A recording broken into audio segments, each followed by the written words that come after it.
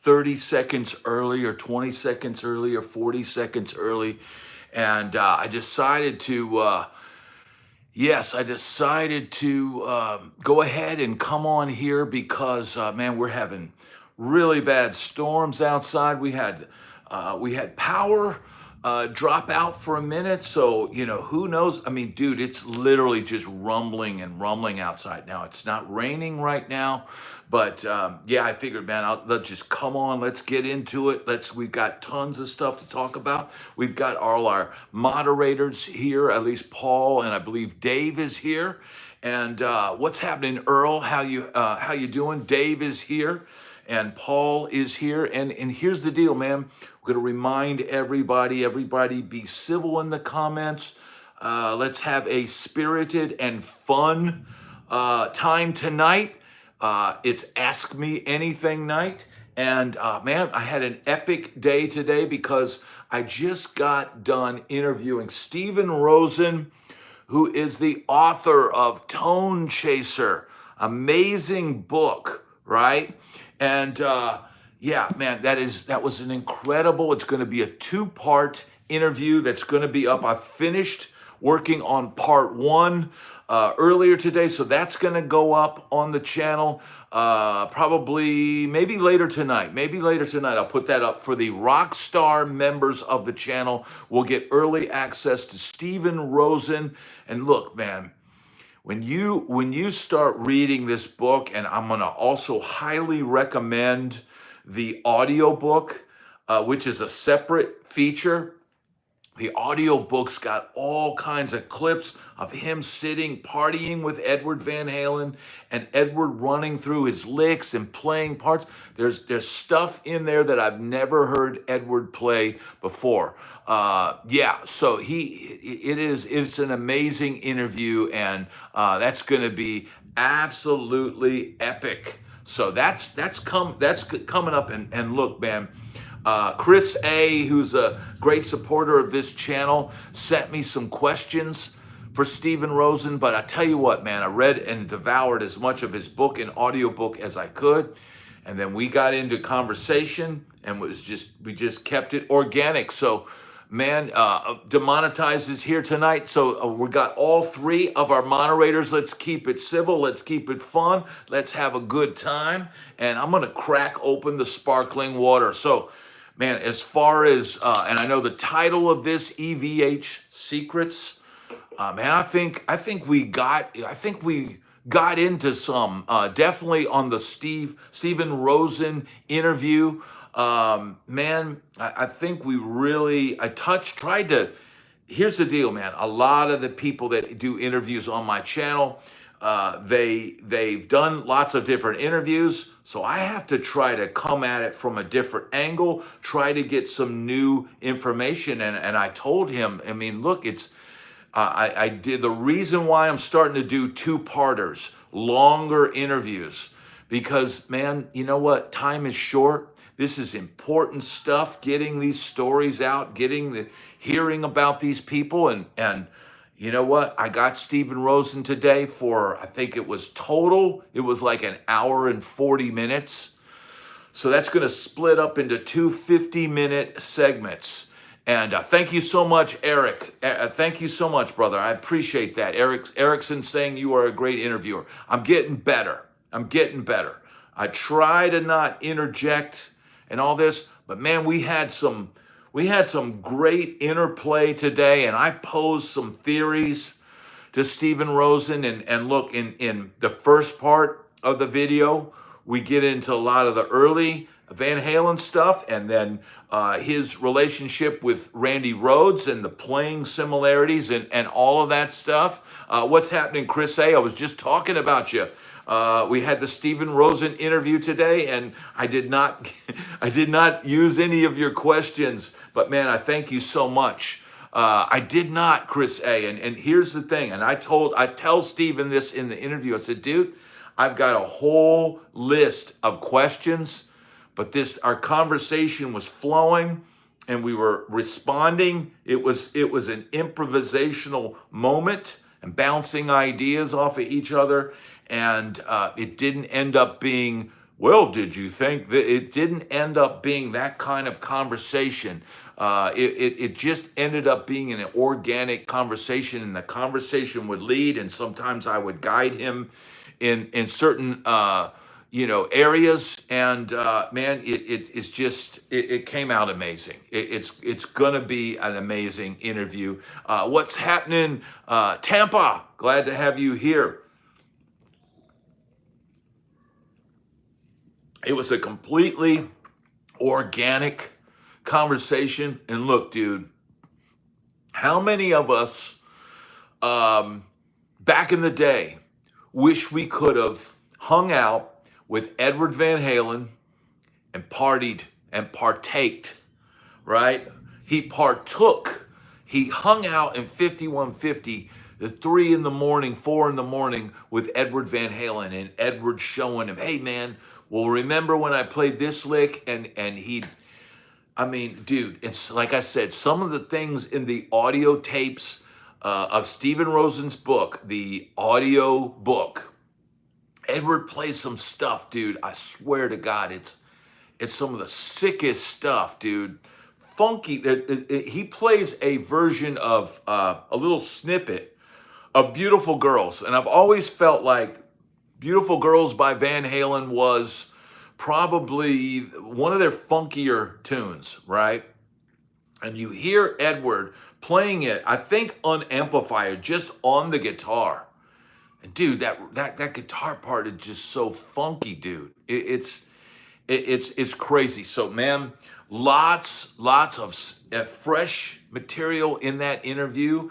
And man, it's going to be awesome. That's going to be uploaded probably later tonight. Tomorrow on the channel, 8 a.m. Eastern Standard Time, the Roy Vogt interview, part 1, all about his time playing in a hard rock metal group that ended up on MTV and touring and all of that kind of stuff.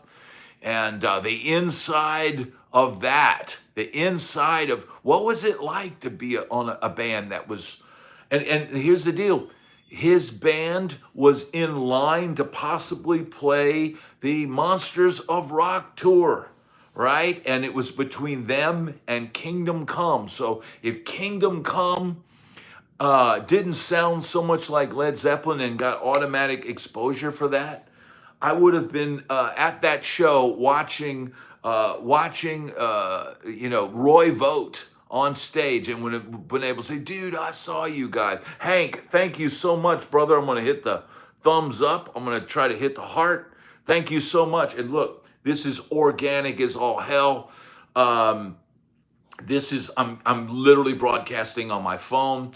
We've got one light bulb illuminating, and this beautiful studio that we've created here. And man, so when you see me hitting the thing, I'm literally touching my phone. Or maybe one day we'll upgrade this whole thing and do something else. I know there's guys using OBS and they're broadcasting, then they're able to play their guitars and stuff. I don't even have my guitar rig set up right now. Does it look like Lefties? I guess it does. Maybe it's not mirroring. Maybe it's not mirroring tonight. I don't know.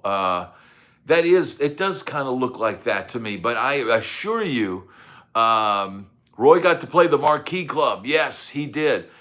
Thank you, Leanne. Says, guitars look fantastic. How they're arranged, it's perfect. Thank you, Leon. And we're glad to have P-Funk here. Look, man, being able to hang out with all you knuckleheads every night is amazing. Hank says he's just discovered Phrygian. My mind is blown. I tell you what, Phrygian is the one I don't, here's it. When I think of Yngwie, I always think of harmonic minor. But you know what? Maybe it's really Phrygian that he's using all the time. Time for some Crown Apple. Okay, Mike H. All right. Awesome. Fu Man Poo says, I prefer Dorkian. the Dorian mode. Here's the deal, man. And here's some thought about that. Oh, here's a question. Was there a go-to guitar amp tech guy or shop on the Strip in the late 80s? That's a great question. Thank you, Flyer Boy, for asking that.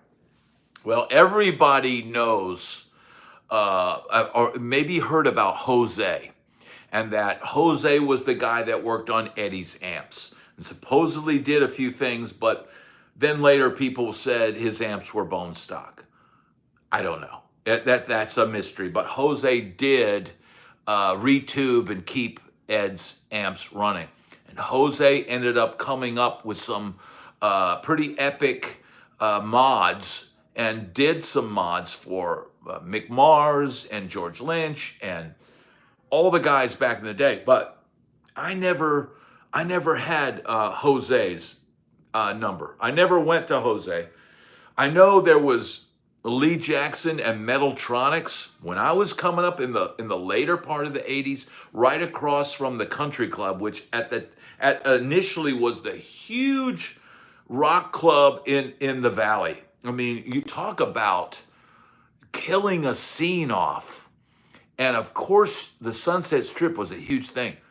But a lot even more bigger shows would be at the Country Club out in LA. That place held thousands of people. So if you can imagine, here's the deal. It's not that hard to pack the Roxy. You're talking 200 or 300 people. It's not that hard to pack the Whiskey. It's 200 or 300 people.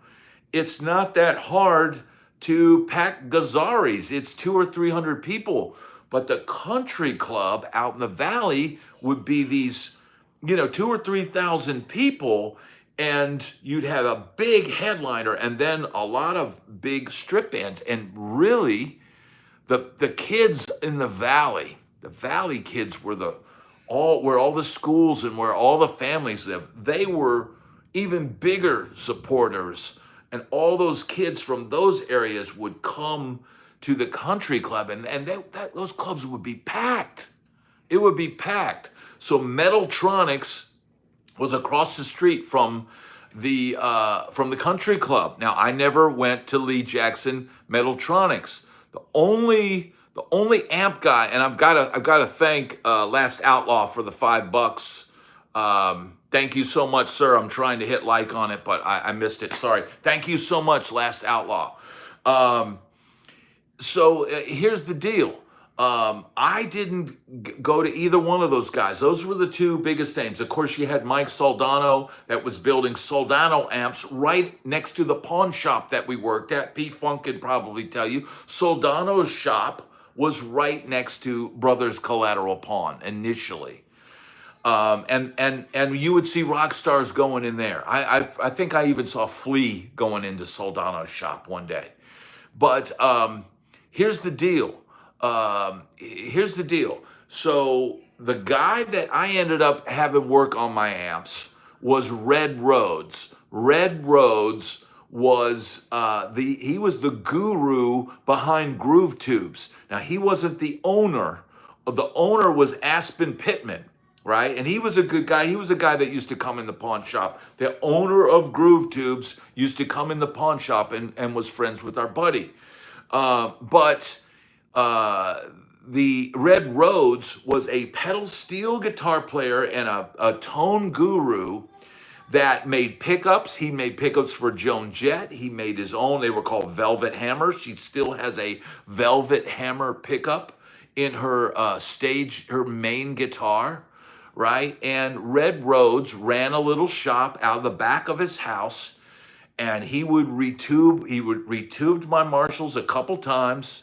And then a couple times I had him install pickups in his Velvet Hammer pickups. I had in I think it was my Zion. So for a while, that guitar had Velvet Hammer pickups. I've since lost the pickups, and I'm bummed about that because he was a super cool guy. Red Rhodes was a guy that had played on records. He was, an LA country pedal steel guy when that was a whole scene out there.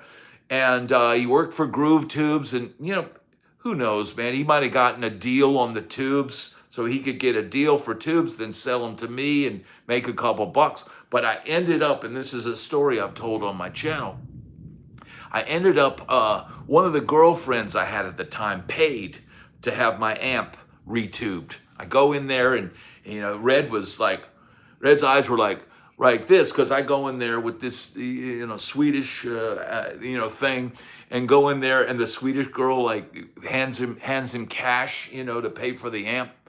But later on, maybe a month or so later, when me and the girl were Splitsville, she came to the Shock House and took my Tascam 244 as payment for the amp being retubed. So nothing is free, baby. Nothing is free. But man, I'm glad to be here with everybody. Hey, Chris, you know Brad was on his show. So who are we talking about, Eric? Let's see. Who Pinfield was a great interview. Well, see, I was on, Matt Pinfield is a recent, okay, Matt Pinfield just did an interview with Rick Beato, and every time I see Matt Pinfield doing this or doing that, I can't help but think of the crazy story that I have. And look, just the other day, my band RapNex, we got flown out to LA by Jimmy Iovine, and we appeared on a TV show called Farm Club, which Matt Pinfield was the host of Farm Club, right? And so I've got a wild, crazy story about that whole thing. And I'm glad to see Black 22, Tim Hardiman, here tonight. I've got a whole crazy story. Erickson, thank you so much. And here's the deal. I haven't even told these stories. I've just recently got footage of RapNex did like 2 live shows, and the second live show we did for our label to prove that we could actually play a live show. They thought, oh, these guys will never be able to pull this off. And we pulled it off with much aplomb, and I've got the videotape. I've got it on my computer. I'm gonna probably put the whole thing up on Patreon. I'll put some of it up here on YouTube. And again, if anybody is interested in the Patreon page, this week, you know, I put out a music video, a demo music video. And I did 2 versions, edit versions. I actually did 3 versions of the video, but I did an uncensored version with some pole dancing and stuff like that mixed in, and that's over on the Patreon page. I think it really fits the tune, and it's a lot of fun. So, Leanne, thank you so much. And now here's the deal. And my nose is itching like crazy, man. Allergies like hell. But we'll lose the shades. So here's the deal. I put out that song this week, and what was it? Friday night. Yes, on stage with RapNex. That's coming. No, and I'm not pole dancing. There's pole dance videos mixed in to the music video. So here's the deal, man.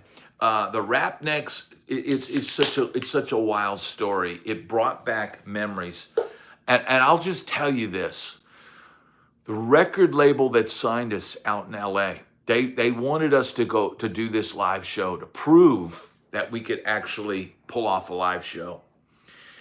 And I can't remember if they had given us the check or if they hadn't given us the check. I think they had paid us. They'd sent the money, they'd sent the check, and so then they asked, send a video of your live show. And you'll see when you go see this video, and this is when I think about this now, the chutzpah, the balls, the beginning of the video is, you see my cell phone going off, a cricket cell phone. If anybody remembers those from about 2001. And you see, and it's ringing off the hook, and you hear me cursing in the background, and my buddy, playing guitar in the background. And you look, and there's a CD cover, and it's got something on it, and there's rolled up bills and money strewn on the desk, and I'm cursing, and I'm writing Awful Proud Productions, boom. And then the next clip is you hear me going, and I'm literally peeing in a toilet. You can't see anything, but I'm literally doing that. And then the next clip is the live performance beginning. And when the label requested, yeah, awful proud of you. So P-Funk knows that one. So imagine that. The label wants me to send them proof that we could put a show. And so what do? And look, in context of the group that we were, RapNex, it makes perfect sense. But if you don't know how irreverent and how over the top as a redneck rap group we were in our lyrics, it made perfect sense that I basically showed them their money was in very bad hands, and they had just unleashed the Kraken. And so we sent that tape out to LA, and I literally thought, what are they going to say when he puts it in the VHS player, and he sees a crappy cell phone and a bunch of money strewn about and a questionable CD cover, and then pee going into a toilet. Like the label's money is now being pissed into a toilet. And excuse my French. And we sent that out to LA. And when I called the guy and said, "Oh, did you get the tape?" And he just said, I'm just surprised you were able to pull it off. And so he didn't even go like, dude, what are you doing? So, okay, so we got a crazy question. Bo Dragon is asking, Brad, have you played in bands that paid to be on tour? That's a good question. And I've never played in a band that paid to be on tour, because the bands that, when we opened for big name acts and stuff like that, sometimes we were on bigger shows, and the act was already established and could probably draw 1,000 to 2,000 people anywhere in podunk, southern United States. So yeah, CC, glad to have you here. I'm gonna take my first sip of the Red Bull.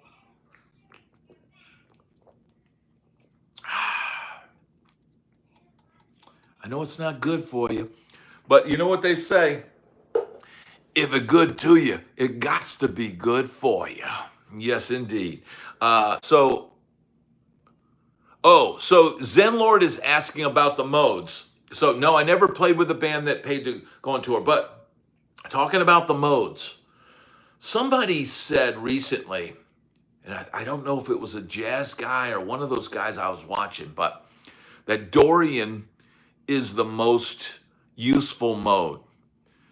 And look, to me, they're all the same fingering essentially, because it's like, here's this.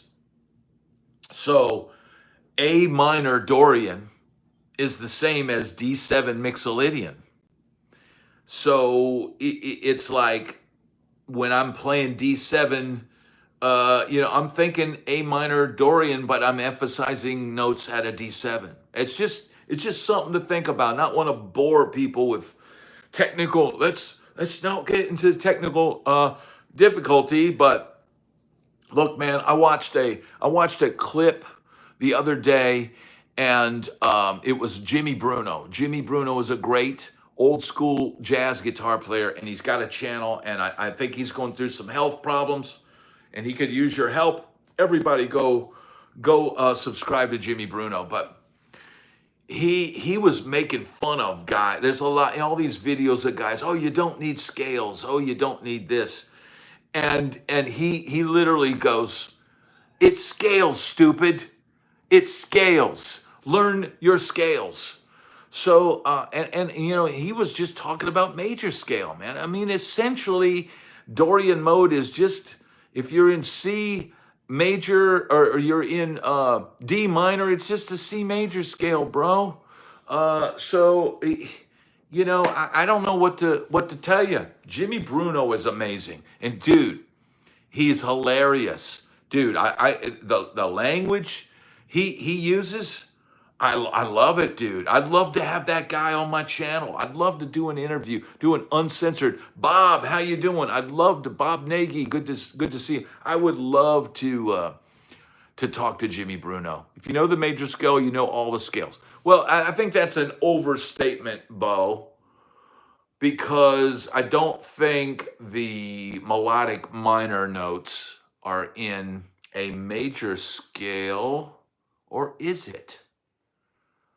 Melodic minor, I think it's some different. Just like the harmonic minor scale has different notes in it than any iteration of the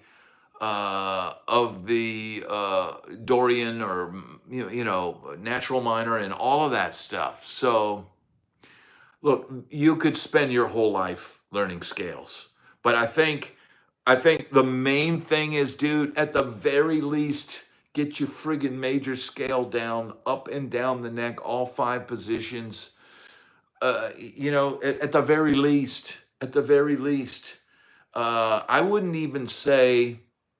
I mean, pentatonic. That's friggin' easy at that point. If you got your major scale and know how to use the different modes of it and all that, you can see where the pentatonics are in that. But you know what? We're not here to talk scales, right? Scales, modes, chromatic patterns, symmetrical shape. It's all part of the palette. Absolutely, people. And learn as much of it as you can. Learn as much of it as you can. The pentatonic is, I mean, thing about pentatonic is it leaves out a lot of notes. If you're playing over a major stuff, major pentatonic, I mean, you've got the 6, the 1, the 3, what's the other one? The 2, right? And then then what's that? The E is the 5, and then the 1. So it doesn't have, there's a lot of notes missing in there.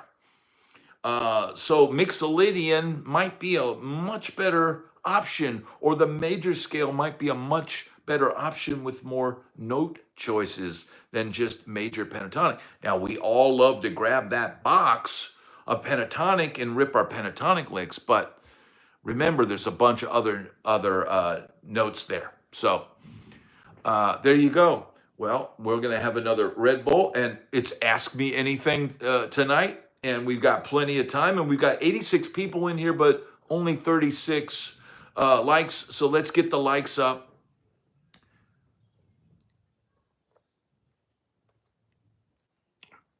So Bob Nagy is asking an interesting question. He says, Brad, your time on the strip, what keys would y'all play in? Okay, first of all, we tuned down a half step. Shock, tuned down a half step. Boy Elroy, tuned down a half step. That may have been just out of habit of what the band did before. Mr. Spicoli, glad to have you here. Rock and roll. So here's the deal. We would play in, technically, it would be E flat a lot. It would be E flat, P-Funk, because we would be tuned down a half step. So then we would be A was an obvious key. Let's see what else. A minor, A major. I remember we had some songs in A minor, A major. We had some songs in D minor, which would technically be D flat or C sharp, C sharp minor. We had a couple songs in C sharp. The thing about C sharp is it's a nice shape on the guitar, and you've got that low E for C sharp minor. Um, and that's we may have had a song in C, but D, E, A, and everything would technically be those flat things. What rig did you play? Erickson is asking. Initially, when I started playing with, you play a half step down to sing easier. I think that may have been the thought, but also playing a half step tune down, it's something fresher to me. I know it's lower, but to me it sounds fresher, dude. Just like now, I've got a couple of my guitars. I've got the PRS. I've got that tuned down a whole step. And it's just something about a lower thing. It sounds fresher to my ears, even though I'm still playing the same E licks or whatever. It sounds different to me now.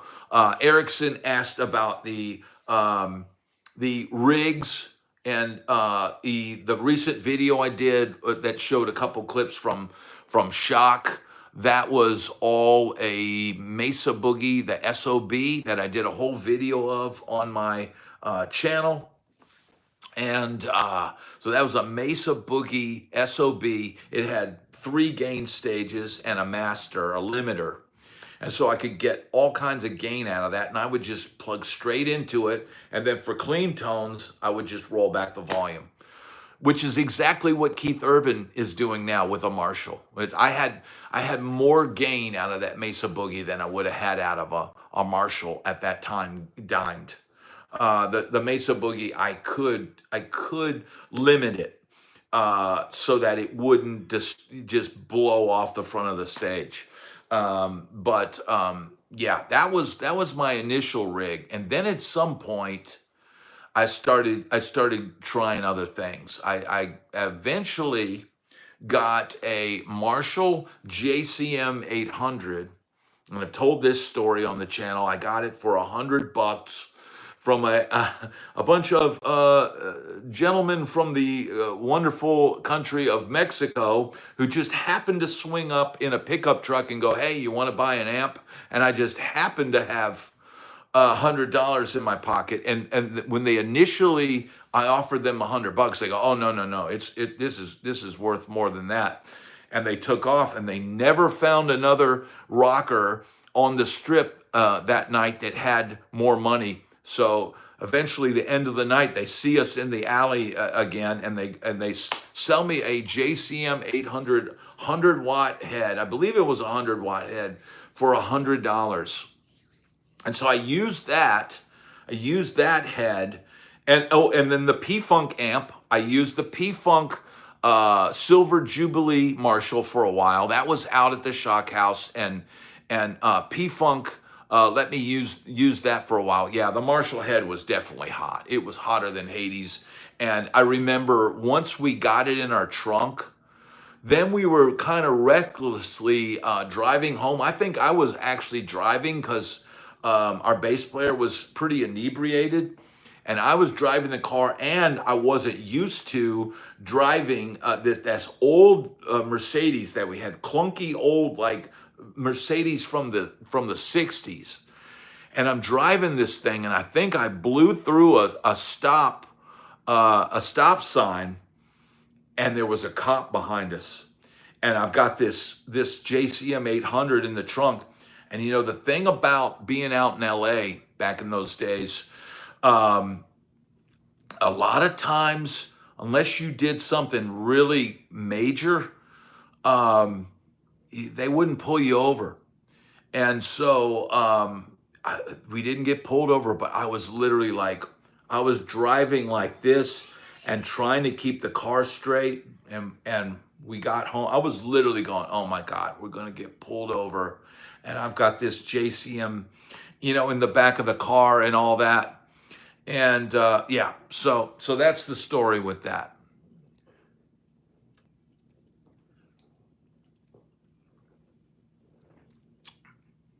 So Yeah, and then P-Funk's amp was in there somewhere.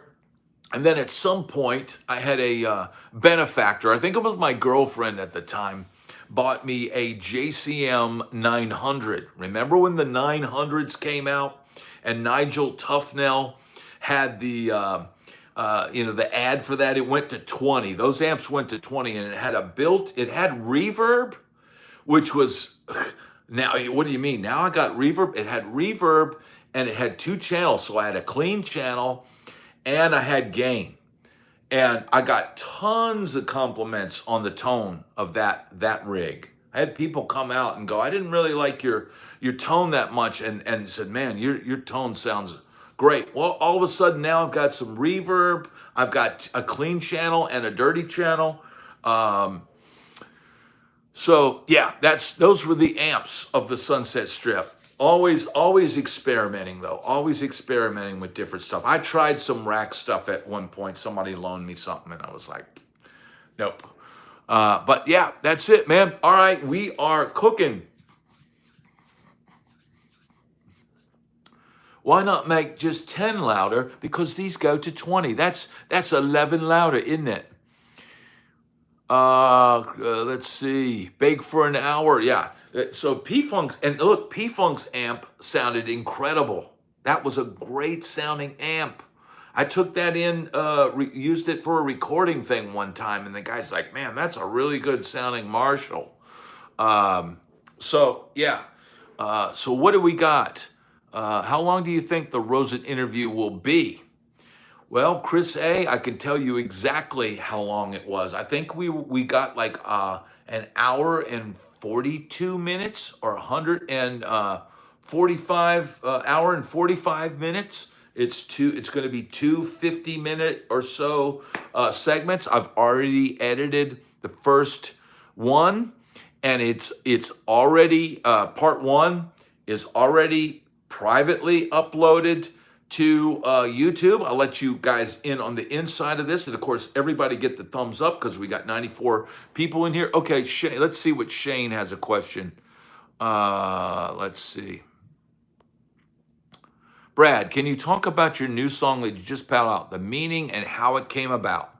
That's a great question, Shane. And if everybody wants to hear something I just did for fun, it's not a serious song release, but I did a song called Working Nights. And it all started with the PS60, Ibanez PS60 that I bought myself for $3.99 off of Sweetwater.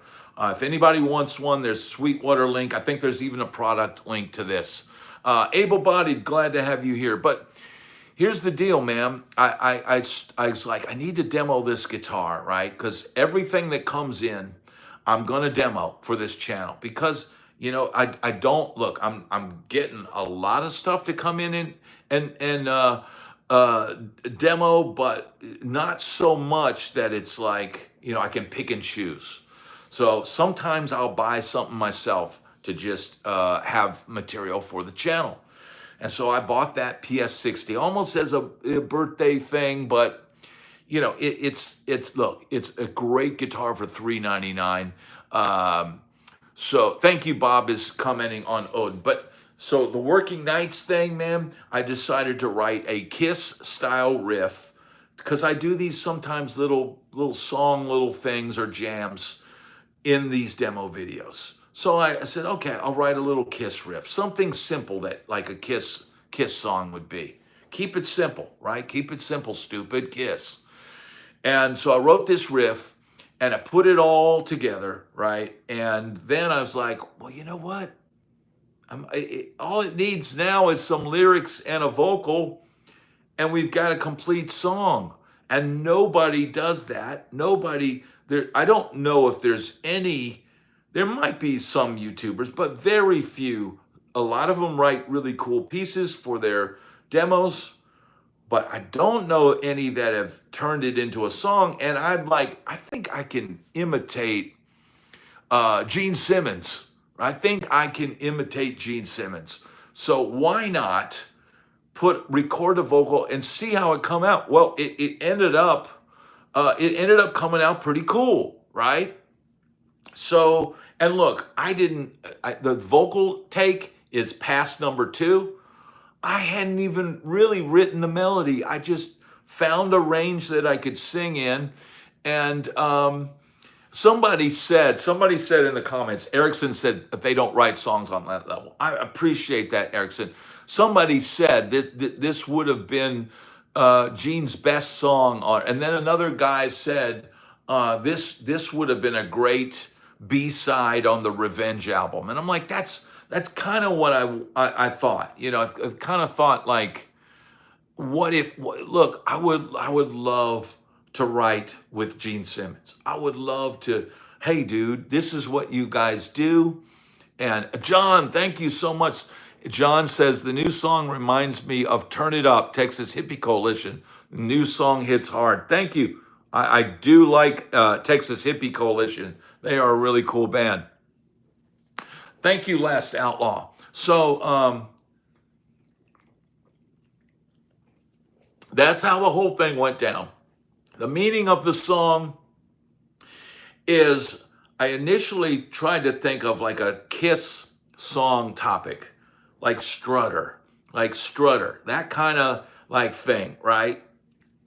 And I initially thought of, what if the girl is a streetwalker? What if I write a song about a streetwalker? But then at the last minute, I thought, what if the song is about a stripper who's taking care of her Sunset Strip boyfriend? And that's the theme of the song. And then, like it happened a lot back in the day, the rock star gets signed. His career takes off, and there she is, still with the vices and still having to dance and still having to do all that. And so that was like that. This is on topic for the channel. It's on topic for the band Kiss, and all of that. And so that's the whole theme, and how it was going back in time in '88. That's the whole thing behind the song. So I encourage people to listen to that song. It's called Working Nights. It's on my channel. And here's the deal, man. Here's somebody. Bob says, when are you going to follow up with a power ballad? That's a good one, Bob. Yeah, you'd have to follow that. Here's what I think, though. If you follow up that song, you wouldn't follow it with a power ballad. You would follow up Working Nights with something poppy but rocky. One of those rock and roll crazy nights, or something like that. And then the third song would be the power ballad. So you would show them that you could still rock hard by putting out Working Nights, and you were still edgy. And then you would put out something poppier with more of a major thing. And then the power ballad would come third. That would be what you do. But Gene never sang a power ballad. It would have been Paul. So sing about the dude. Yeah. So that would be it. Yeah. So you better treat her right. Yeah. It would be that song. Didn't Kiss already have a song like that?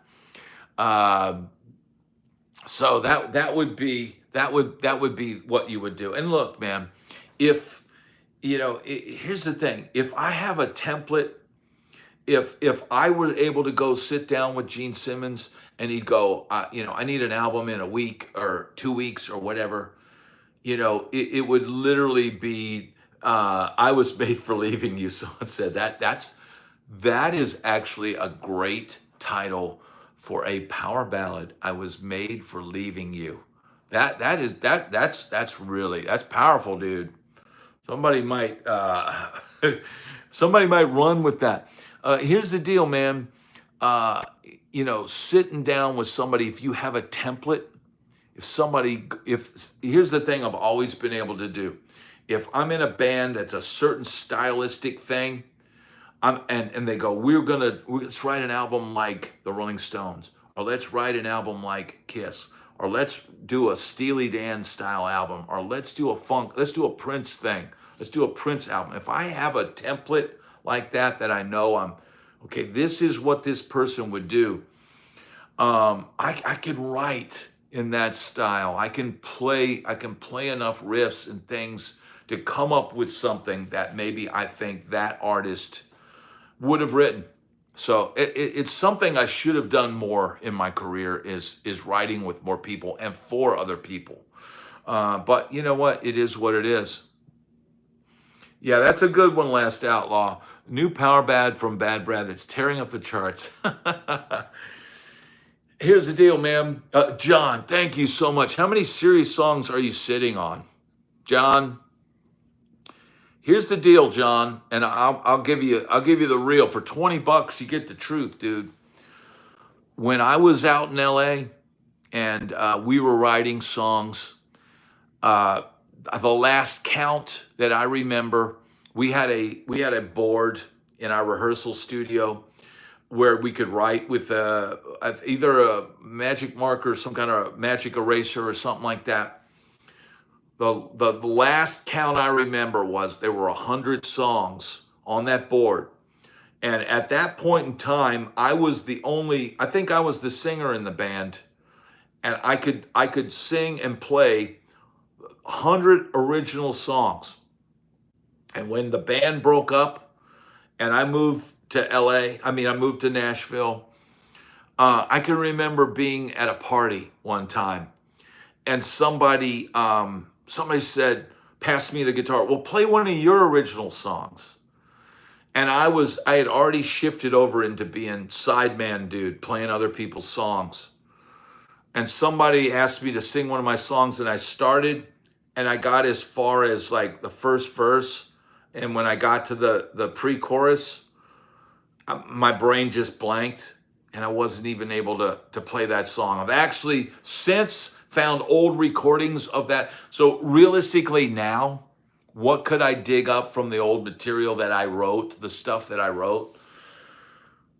Maybe there's 10 songs on some random tape or whatever. But man, back in the day, easily 100 songs from that era. And all kinds of different, we're talking ballads, rockers, grungy stuff, party stuff, funky stuff, all of that stuff. But a lot of it's gone. It's out of the brain. It didn't get recorded back then. I might be able to find some old tapes of some stuff, and then I did write in my time in Nashville. There's a handful of original stuff that's written down. I mean, that's not written down, but that's released on Spotify. There's a handful of stuff, and that's just some random stuff. But there's also my original projects, Suitcase Pimps, that I co-wrote all of that stuff, and RapNex, I co-wrote a lot of that, and Load Sock, I wrote all of that stuff. And so that stuff's out there. So that's it. Do you keep the songs from back then and still consider them? Or do you leave them with the band and leave them to history? I left them with the band and history, and they're gone. They're not in my brain anymore. I did find some video footage. Every now and then I'll find video footage and go, oh yeah. And I even tried to re-record one of the songs. I've got a few things that I tried to redo and re-record. I need to pursue that. I need to put that all together. Maybe. But here's the deal, man. Did Colt let you write with him? That's a great question, John. And here's the deal, man. I remember the first time I was out on the road and I was just playing a riff at soundcheck, and Colt came off the bus and he goes, "Hey, what's that?" And I was, "Oh, I'm just making up a riff." He goes, "I want to put that on the next record." I was like, cool. So then at that point, I knew, hey, if I come up with stuff, he'll listen to it. So I came up with a few different songs, complete songs, raps, all of that stuff, sung chorus, all of that. And at one point, he said, that would be perfect. I'm gonna get this other act, because they had other acts on their label. I'm gonna get this other act to cut that. But then when it came time for that to happen, I reached out to the producer and said, hey, Colt said he wants them to cut that. Oh, we've already got the song selected, and I'll think about this for something. We'll put this in the, basically, dude, when it comes down to it, the producer makes the call and he picks what gets cut. If he didn't write it, it just, doesn't happen. So what happened to Bo here? I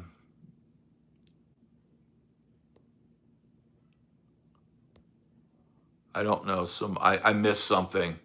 Mike P. Funk says the songs are still there. I don't know, dude. Some of them, if I find a tape or something like that, they're in there. So, Crypto says the girls on the Sunset Strip say Brad was better than a pimp. Well, that I appreciate that thought. I appreciate that. We've got 100 people in here. That's friggin' epic. Let's get the thumbs up. And look, I'm going to implore you. We are at, last I checked, we're at like 19,234 subscribers. If you have not subscribed to this channel, make sure to subscribe, because we got epic coming up. We are almost to 20 friggin' K. Dude, for a dude with his iPhone and a cheap ass Amazon thing and a lava lamp, that's pretty friggin' epic. That's pretty. So let's get the likes up, like Bob says. Let's get the subscriptions up. If you have not, look, it doesn't cost a friggin' thing to subscribe to this channel. It does not cost you a friggin' thing to do that. And but it helps the channel out. The more numbers we get, and here's the bizarre thing. The numbers have been kind of, up and down all month. Here's the weird thing. My probably most watched video, Broke on the Road, has started to see a weird resurgence, a weird like little spike of like people watching a video from what, a year and a half ago or a year ago. There's no rhyme or reason to any of this. Thank you, Joseph. Joseph says he loves the walk and talks. There's always going to be plenty of walk and talks. I try to put out at least one of those a week, right? And so Leanne says she loves the membership perks. Yes, if you become a member, if you become a Rockstar member, you will get to see the Steven Rosen video. I'm going to go ahead when I'm done tonight. I'm going to go ahead and upload that to for Rockstar members, so they can watch that. And if you want to join and help the channel out, become a member at the Rockstar level, you get early access to interviews. So there's going to be 2 parts of the Steven Rosen interview. That's gonna I'll put part 1 up tonight. So for people that want to hear that and see that ahead of time, that's the deal. Now here's the deal, man. Tomorrow morning, 8 a.m. Eastern Standard Time. He's probably playing a gig right now. And somebody reminds me to send Roy Vogt a message. I hope that he's going to be tuned in tomorrow, because we're going to air Roy Vogt Part 1. It's an epic interview. Last Outlaw is saying, would you ever do a live panel? What is a live panel, Last Outlaw? I'm not sure what you're saying. Maybe you're saying like get 2 or 3 people in the box and do all that. It's possible. It's possible. But doing that kind of thing with just an iPhone, it's a little tricky. And look, this is my best camera, the iPhone, and I'm not even using the good camera. I'm literally using the selfie camera, but it comes in clear. You guys can see and hear everything. Members in the show. Okay, that's a good that's a good thing. Maybe what we need to do is maybe the moderators will all do a thing. Would people be into seeing that? Would Dave go on, or maybe P-Funk or somebody like that, bring some people on. That could be definitely something cool in the future. John says I need to reverse the guitars on the left side. These ones. Which ones you want them reversed, John? I'll put them any way you want. Oh, for us, never made it's Last Outlaw. Yeah, if there's an easy way, here's the thing.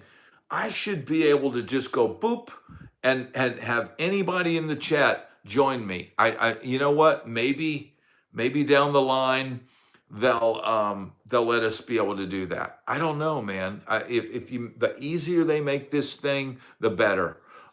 So that's the deal. Well, I'm going to go ahead. We got 4 or 5 minutes, but you know what? Maybe we'll do a little overtime. I do got to spend some time with the family tonight. I'm going to crack open another sparkling water. Last Outlaw says StreamYard is easy. Somebody says, so when you say left side, are you talking this side or that side? That's the question. What did you think about the Iceman? Rock, for $3.99, man, and I'll grab the Iceman for you.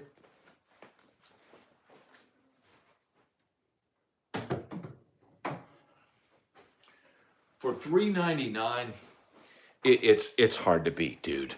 I mean, dude, it's like Gumby on Ozempic, the headstock.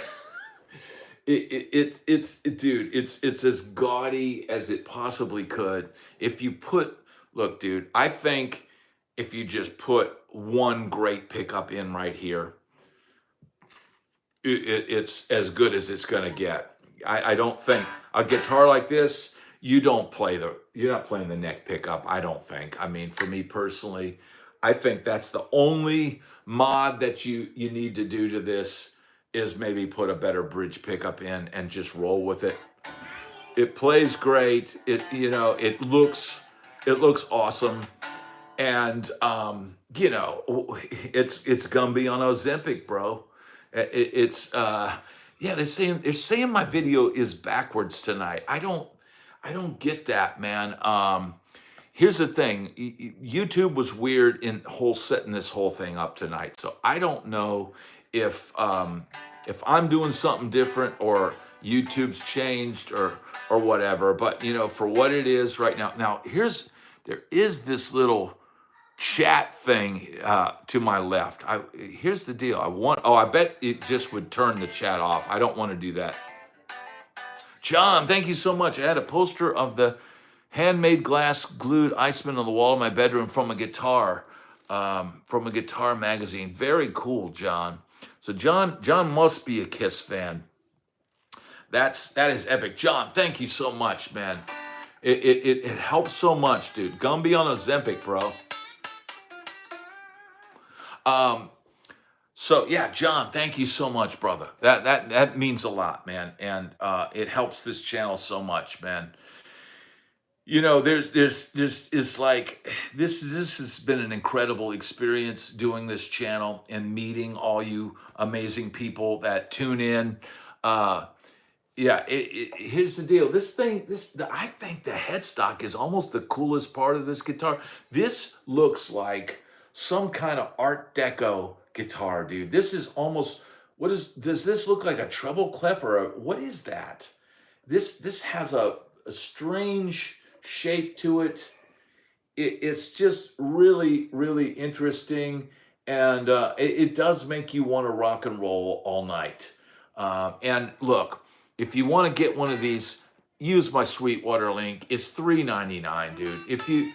If you want to hang a cool guitar, look, you might want to spend $1,400 on an EVH guitar, but maybe you don't want to spend a ton of money on a Kiss guitar. Yeah, it looks like a note, doesn't it, Abel?